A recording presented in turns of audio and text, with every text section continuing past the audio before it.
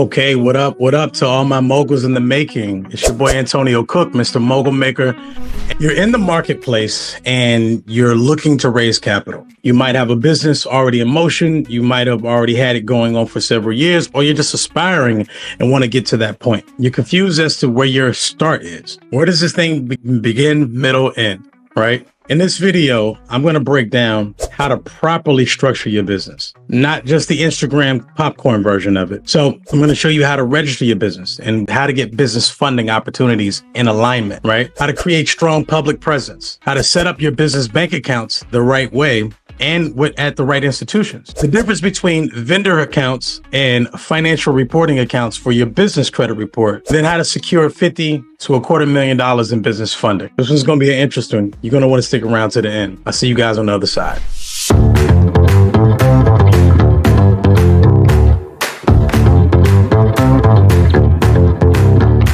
Okay, so what is the beginning of all of this stuff? Creating structure. Structuring your business the right way is a lot more than just, hey, just do a registration with this state and set up your EIN and go get a business bank account. We're going to go a little deeper than that. All right. So why does structure matter so much? Why does setting yourself up properly matter so much? It's because you as an individual, you spent a lifetime creating all this public presence, all of this fingerprints of yourself all over the nation with your employment. You had W-2, 401k, you might have had car insurance and all these different things. You went to school, you registered for school, you went to sports practices, you signed up for a membership at your local grocery store, you had utility bill, internet service, and all these different things. And then you think because you set up your business and your EIN, you're ready for funding. No.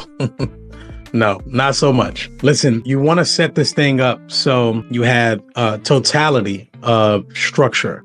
Those are the types of things that'll lead you to getting denied for funding. It can lead to higher taxes. It can lead to personal liability and going to ward off investors. Like investors don't want to mess with somebody that isn't set up properly and doesn't realize that you've got to put a little bit of elbow grease behind structuring your business out. So let's go over some of the business tech first. Before we get into any register this and such this, let's break down a few things about business entity types. So let's talk about the famous LLC, the limited liability company. So those are often used because they're easiest ones to set. They're the easiest ones to establish. You can register it with your state.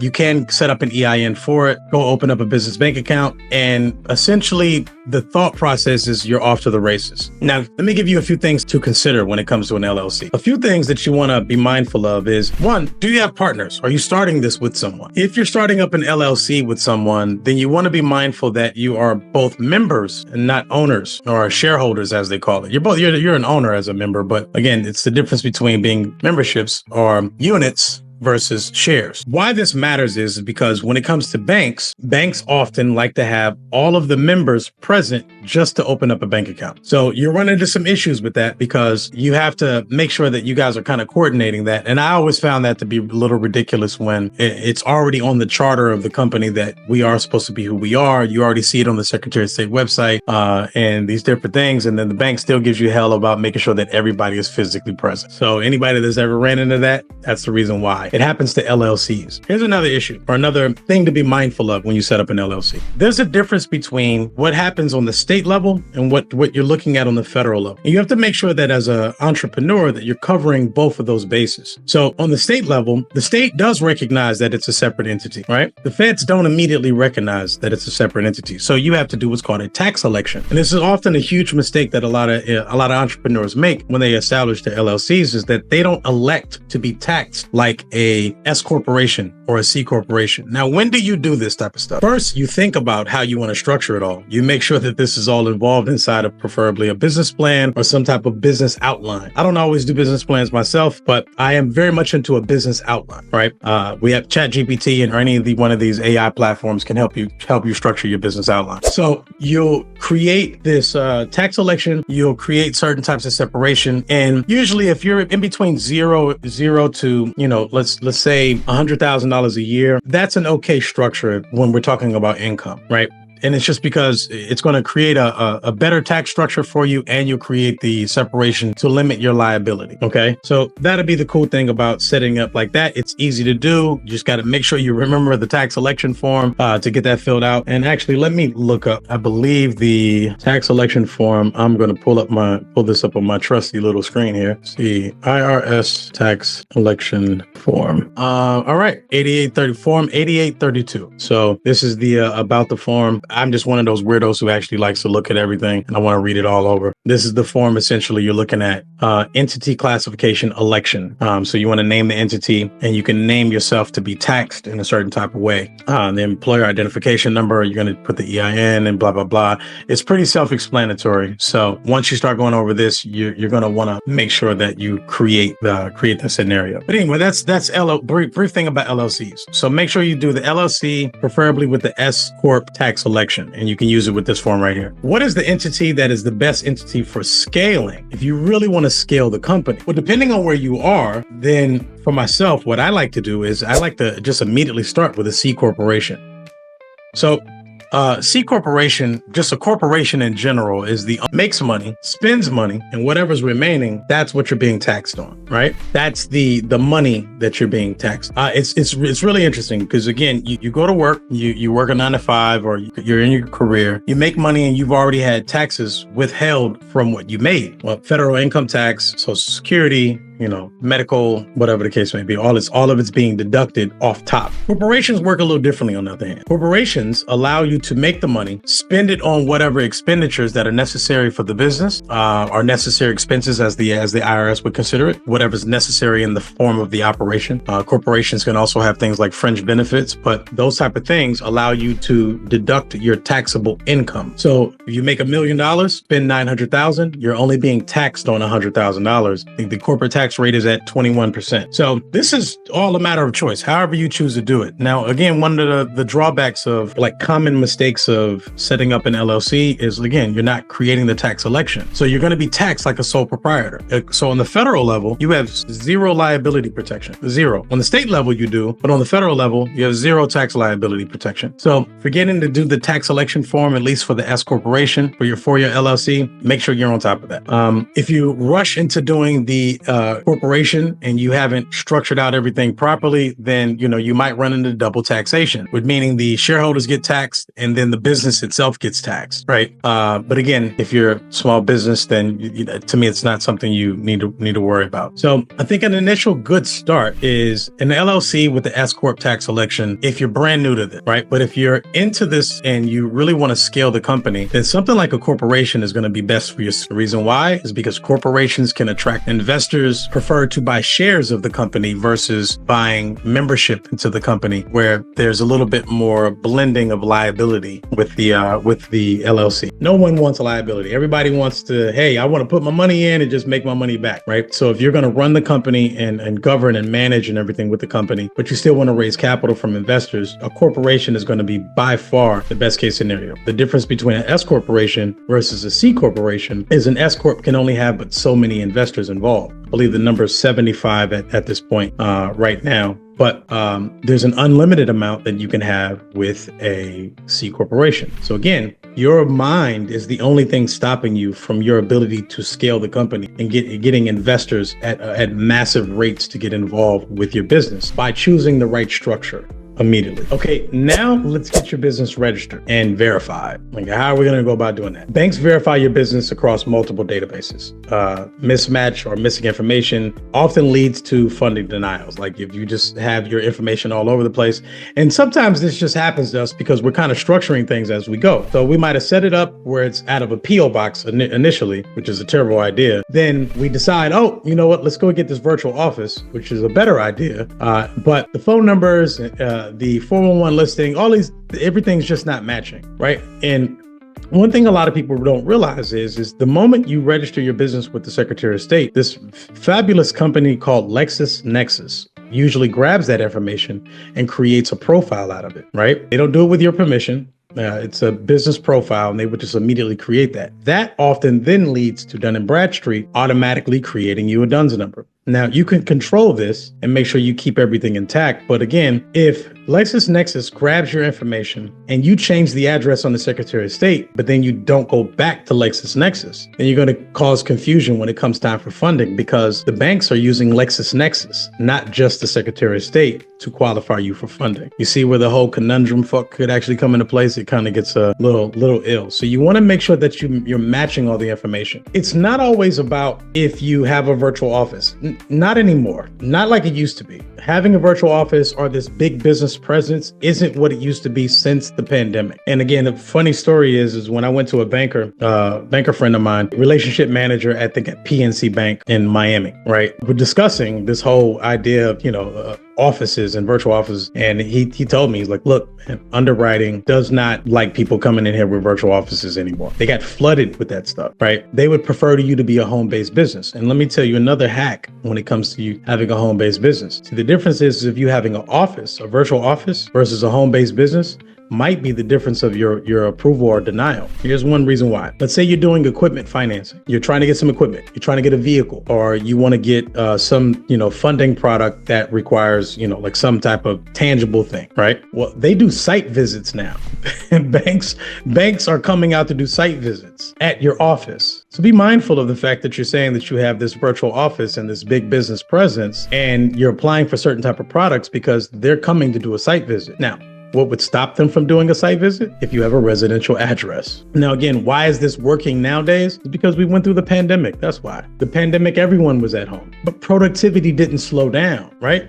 Now, let's apply that towards banking and finance. The productivity didn't slow down, none. And because of it, banks are looking at businesses, home-based businesses, a little bit more seriously nowadays. So it might be okay for you to establish the LLC with the tax election, setting up a phone line. Let's say here in California, we set it up with Spectrum. Set it up in your business name. Set up your utilities in your business name. All the same things that you did for yourself as an individual. Do those things, right? All right. So just keep those things in mind, obviously, when you're, because this is just about mismatching information. We don't want the information to mismatch, and then you don't want to run into a scenario where you have to do site visits and all of this other crazy stuff. All right. So another thing, obviously, is the EIN, right? irs.gov/EIN.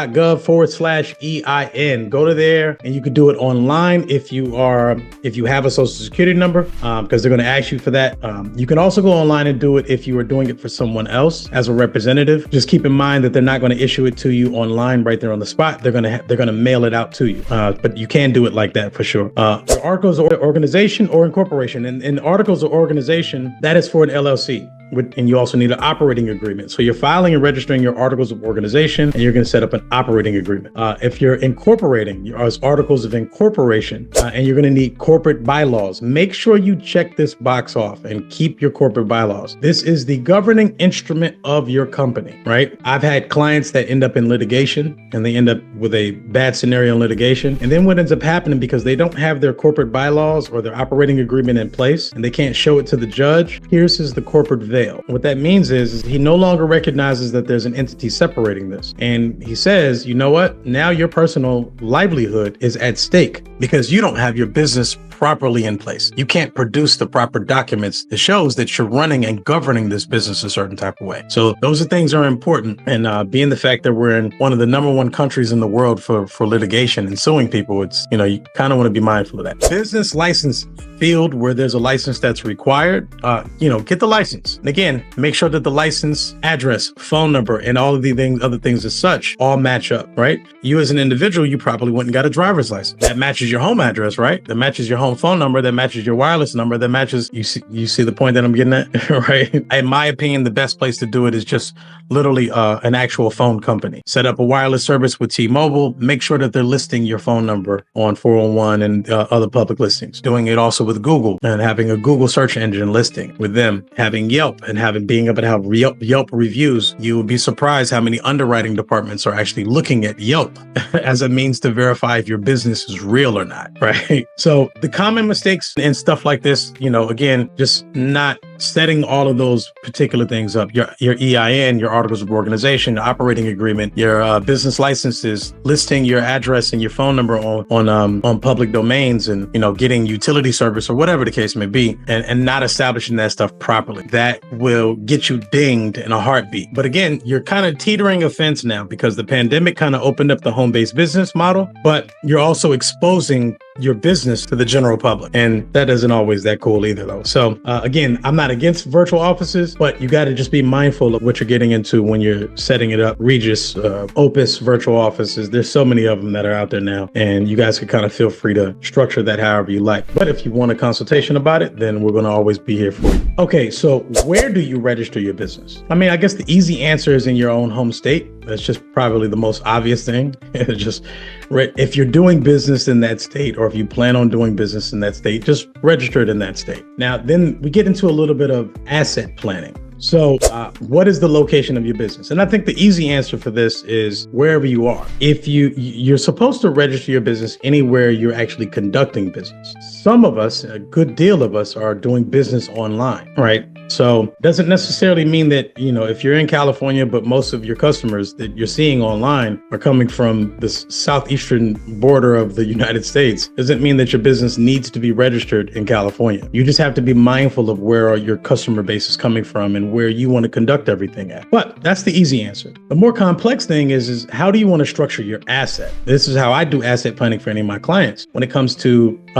do we want to make sure that there's a sense of privacy? So remember I was saying, having the virtual office or having the home address or whatever the case may be might be, a little bit exposing to your personal life. You might want to do that. But then you can look at states like Wyoming and Delaware, where it's a private state. Now it's private as to who the members or the owners or shareholders are of the business. It's not private to the address or the location of the business, but it does privatize who is the people that are involved. And sometimes shareholders or people that are investors, they even like the idea that they're not being exposed to the fact that they own a portion of your company, that they're involved. So starting off, and there's a good reason why a good majority of the businesses that are established in that scale to massive levels, why they initially form out of Wyoming and Delaware. Delaware is more specific to the business laws. The business laws are actually rather phenomenal. Delaware has some really, really solid business laws, and I spent a good deal of time studying those out there. And there's a reason why every single bank you can imagine is domestically formed out of Delaware, and then they're foreign filed in other states. Like, it's pretty sweet. Wyoming, companies like Mars, if you guys have ever had a Snickers or a Mars bar, then you know what I'm talking about. They're formed out of Wyoming. You'll find companies like that want that privacy. They're not publicly traded, but they just want to make sure that they maintain autonomy amongst their families. And again, these are all the things that you want to make sure you're thinking about when you're talking about where you want to initially establish your formation at. I preferably use both the Delaware and Wyoming, depending on what type of business I'm doing. And typically it's either a corporation, a nonprofit, or I'm doing an LLC for like real estate projects, right? So if I'm balling on a budget, I'm just going to do Wyoming because Delaware is a little more expensive, but I'll do Wyoming and set it up initially there. And then I'll decide what the next move is. What state do I want to go to get funding out of, right? This is why this is important. I'm going to share this with you guys. And this is the reason why I structure it like this. This is what's the average credit score by state. And I think for all obvious reasons, you guys could kind of see why this might matter. If one state is a little higher than another, then it's probably a little more difficult for me to get funding out of that state versus one state that's not as high. I use this for my funding clients all the time. Depending on where they are physically, where the business is registered, I'll determine what our funding opportunities look like based on the institutions that are there, and then what the average credit rating in that state is. As you guys can see, Alabama, Arkansas, 685, 688. Arizona, it's 703, but Arizona is such a sweet state for funding. And don't be surprised that there's such a huge tech tech wave going on out there. There's a reason why PayPal and other companies are out there. Some of the access to capital is pretty sweet. California, a little on the higher side. When I see 710 and above, I'm kind of, Colorado, I've never gotten funding out of Colorado, and it looks like I won't ever. Even though there's a lot of banking institutions out of Delaware, I don't really like to mess with Delaware for funding and establishing, because you really would prefer to have an actual business operation going on in the state. But obviously Florida, you would think Florida would have a far higher rate, but there's great funding opportunities. So if you're looking for real estate, if you're looking for business acquisition loans, if you're looking for SBA loans, again, this is not my rating. This is FICO's rating, again, according to Equifax, and you can look this up according to each one of them. Georgia, don't be surprised why so many entrepreneurs are popping up out of Georgia, right? Why they're getting access to capital the way that they are. Again, the average credit rating is a little lower, so it kind of opens up the opportunity for the banks to say, you know what, we're going to be a little more lenient as to how we're going to provide funding opportunity, right? And I've gotten a lot of funding out of Indiana as well. Oh my gosh, Minnesota's pretty high. Mississippi, let me go back up here. New Mexico, Nevada. Oh my gosh, anybody that knows about Nevada and Nevada funding. Listen, we're going to talk a little bit more about financial institutions on like some other later videos, but there's nothing but financial institutions. What do you think a casino is? And again, funding opportunities are pretty plentiful. And a lot of these same states, you're going to see that there's also a lot of investors and private lenders out of these exact same states. Puerto Rico, there's a whole sweet play with this Puerto Rico thing, but I got to tell you guys about that on the actual funding video. Tennessee, Texas, oh my gosh, the oil money is sweet. It is sweet out there. For all of my Texans that know and that have actually been working on funding and capital raising out of Texas, and there's a reason why Texas is getting its own exchange, its own actual public exchange and all these different things. They got their own money out there in Texas. You hear me? But I kind of look for states that are below 710 for the average FICO. I will then determine how I'm going to set myself up in that state. So again, I started off with Wyoming or Delaware, and then I say, okay, let me look at these other states that are more favorable for funding. Let me look at my personal credit profile, and then boom, I'm going to go set up shop in that state. I'll go get a virtual office, and I'll do all the things of the above. I hope that's helping a little bit. As you're establishing yourself in a state, you want to start working on creating public presence for your business. Banks and lenders, they search businesses online all the time. And again, I'm talking about the underwriting departments, and good relationship managers, good business bankers, they're going to give you the heads up. Hey, this might not check out too well. So you have zero presence of them being able to search your phone number. Do not be surprised if you get denied for funding, right? And now keep in mind, every state that you foreign file into, you're going to have to create presence in each one of those states. Now, the beautiful thing is you can kind of couple them all together, but we'll discuss that later. How do you establish strong public presence? Business website. Just get a damn website. Websites do not hold the weight that they once held before, but having a domain name that people can go to is still kind of the standard practice in business. If a business does not have a website in today's world, I mean, would you as a banker take them serious? Like, would you take them serious at all if you were trying to invest into a company that didn't have a website? I mean, maybe if you're bootstrapping and you're kind of starting off and you want to help them establish one, but come on, right? Establish the website. From the website, get a business email. I like to use Namecheap or GoDaddy. Namecheap is just cheap. Again, if you're balling on a budget, Namecheap is the perfect place to go. Shout out to my guy, Bowtie Nick, for explaining that to me. But yeah, GoDaddy, it integrates really well, and it's an extremely trusted site. So when you get to the point of email marketing, SMS marketing, and different things like that, having GoDaddy actually is more beneficial in that respect. Google My Business. Can they Google your business? Google is the #1 search engine in the US, and you want to be listed properly on the Google website. I mean, the Google search engine, not just your social media or backlinks.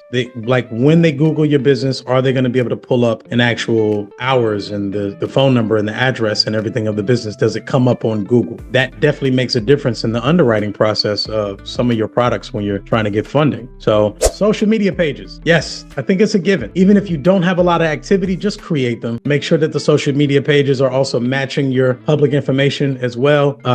LinkedIn, Facebook, these are kind of like the standard. If you have a YouTube like me, if you have Instagram and some of the other ones, TikTok even, those are cool. But LinkedIn and Facebook are kind of like the gold standard for having some type of social media presence for your business, right?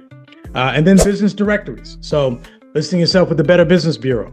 Yes, you want to do that. Go to your Chamber of Commerce. That means every city that you or every state that you foreign file into, look and see what city you're filing into, locate the Chamber of Commerce, register yourself with the Chamber of Commerce. That is one of the key nuggets. And then it also helps you with networking. Oh my God, it's super sweet when it comes to being able to network. And also you'll find yourself meeting other bankers and other city officials and the different things like that. And when you tell Chamber of Commerce that, hey, I'm here, I'm ready to do business in this area, I think you'll start seeing other opportunities, funding opportunities, grants, and different things will start popping up literally from the Chamber of Commerce. Please start making yourself known at the Chamber of Commerce in your area. Again, why this all matters. Try your best. Don't get denied.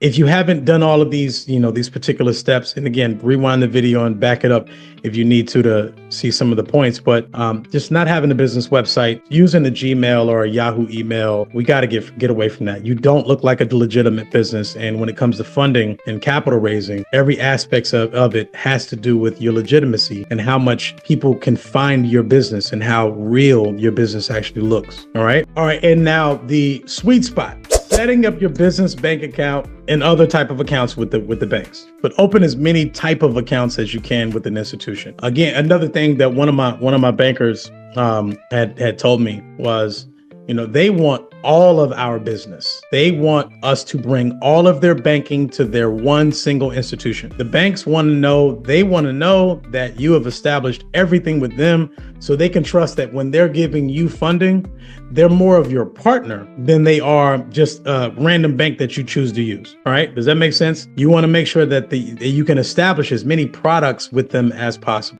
without it being unreasonable. Right. Oftentimes when we do funding sequences, we'll have banking relationships set up at 10 different institutions. And sometimes it can get a little ridiculous setting up everything at all these different places. But we'll go into how to research banks and institutions and see what their funding criteria is later. You want to set up your business bank account, and often merchant services. That usually will trigger a higher aptitude for funding opportunity for your business. It usually triggers it, like it's pretty sweet. And as we get into other things, but yeah, making sure that your banking activity is solid. Common mistake, people put a few dollars in the account and then they start setting up their account to have different charges hit the account, and then now your account is overdraft. Avoid overdrafts like the Black Plague. That will ruin your internal score with the bank. Specifically with the business side, you want to avoid overdrafts, bad checks, whatever the case may be.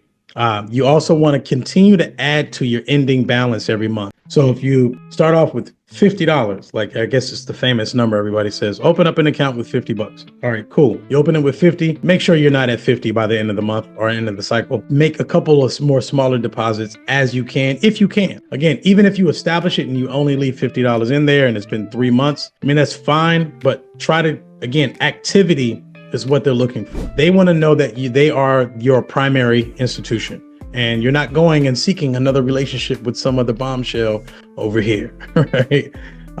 Try it again, like I said, just try to use multiple bank products. If you can set up an investment account, you can set up any savings, that's a little separate, checking, savings, investment account, merchant services, and any other options that they have. Even speaking to your business banker and your relationship manager about what some of those options actually look like, I think you'll start to see other opportunities of things that you can do with the institution, and you'll start to see other opportunities open up. And ask your banker what your internal score is. Don't be afraid to ask them what your internal score is, right? What is it? Institutions like Navy Fed, they're kind of historic. Everybody knows about them having an internal score, but very few people ask the bankers, their bankers. Your bankers should become your partner, right? We set up 10 different bank accounts at 10 different institutions. And I'm talking now to 10 different partners because these people, I'm looking for them to help me grow and scale my business. These are my 10 initial partners of my business. So make sure that you're definitely doing that for your company. Okay, so now we have the structure, the entity type, the business bank accounts, public presence, and everything is all ready to go. Now we need to establish the actual business credit report itself.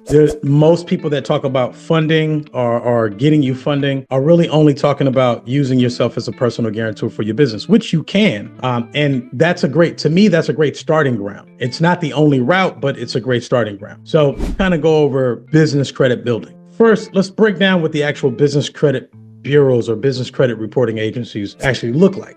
Dun & Bradstreet, they are the biggest in the globe. In fact, most people don't know that Dun & Bradstreet was the original business credit bureau before TransUnion, before Equifax, before any of the ones you see nowadays. Dun & Bradstreet is the monster.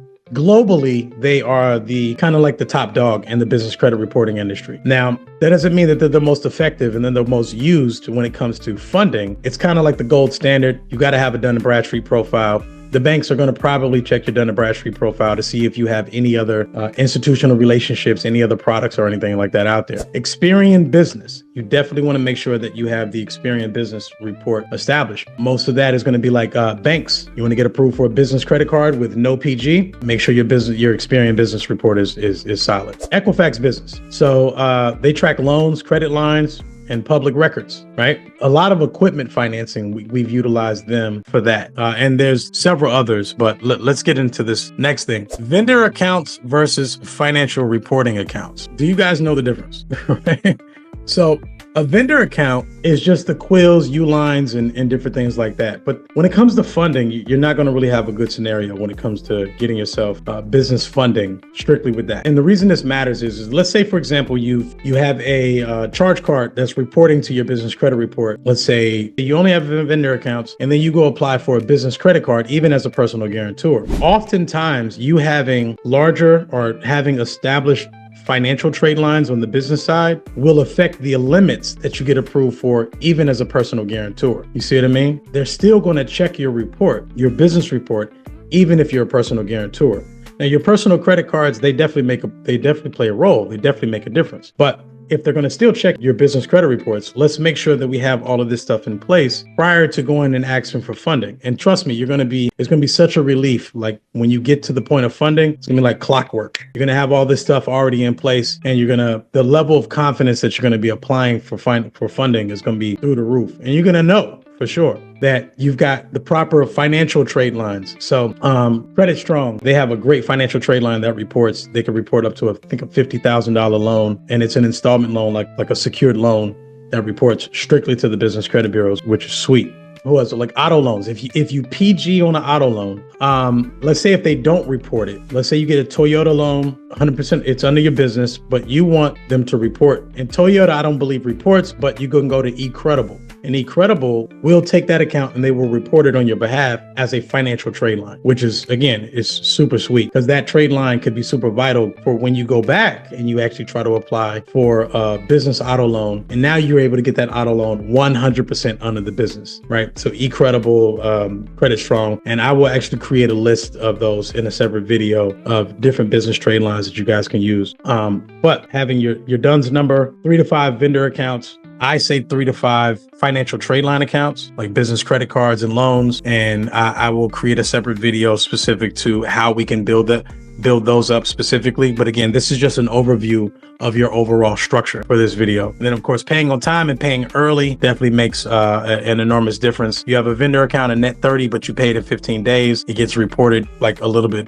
higher on the tier of credit. So those are some of the things you guys are going to know. And let's see some of the final things about this. Funding and structuring your business properly. And I know this video is a little bit long, but I wanted to give you guys all the information. I wanted you guys to know that these are the building blocks of you being able to get funding for your business. I have something separate about getting funding for yourself as an individual and how you can build that up. But getting funding for your business, this is the necessary thing. These are all the checkpoints that you want to have in place before you go after funding. Have these things checked off, all these boxes checked off. And then when you walk in and you get funding, it's going to be like clockwork. Okay? It's going to improve your chances dramatically, and you'll be 90% ahead of everyone else simply because you put all these things in place. And listen, high-level entrepreneurs, $100 million a year businesses, these are the things that they do. This is also the reason why they access and unlock so much capital, right? Take your time, build this out step by step, stage by stage. All right. I hope this helps you guys. And if you guys have any other questions about